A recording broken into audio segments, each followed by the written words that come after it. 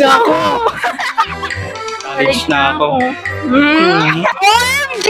College na ako? College na ako. Disappointed. College na ako? Sarcastic. Hindi po college. Obvious ba?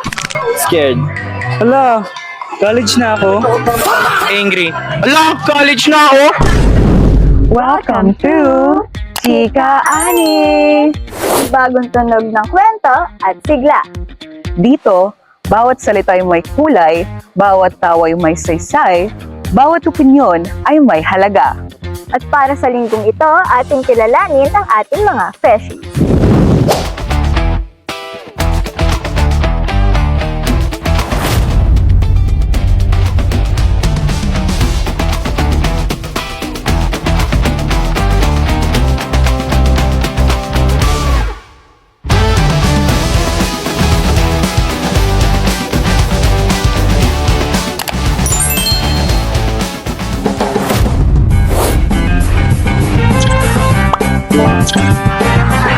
Hello po, ako po si Althea Luis L. De La Cruz. Tapos, ano po kasi yung susunod? Ako po si Althea Luis L. De La Cruz. Yung course ko po is Tourism Management. Tapos, pinili ko po yun kasi sabi po nila, sundan mo kung anong gusto mo. Follow your heart daw. Sundan mo siya. Hindi mo susundan. Hector Miguel Salazar po, IT. Pinili ko po yung IT kasi maangas pakinggan. So, my name is Mark Lawrence Ida Huya po. Ang kinuha ko po yung BSIT kasi po is hindi man din po siya ngayon and marami pong job opportunities po. My name is Kizia Claire M. Villanes po. I'm from BSBA FM and napili ko po yung FM kasi yun nga din po, hindi man din po kasi ang FM and wala din po siyang board exam and pwede po siyang maka-apply ng trabaho kaagad. And why BSGE? Kasi po, sabi po nila papalda daw po kami. Nag-BSG po kasi yung interest ko po talaga is sa engineering po. Tapos nung nalaman ko pong may BSG dito, nag-apply po ako. Tapos yun, paldo raw po sa BSG.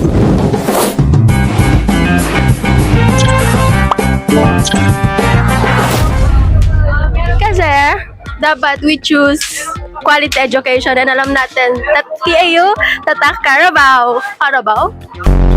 Kirby, I love you. Tapos bakit po ako nag-TAU? Kasi sobrang lawak po ng TAU. Feel ko po parang papayat ako kakalibot dito sa buong university. Actually po, isang university lang yung in-applyan ko, which is TAU po. Kasi yun lang po yung may GE.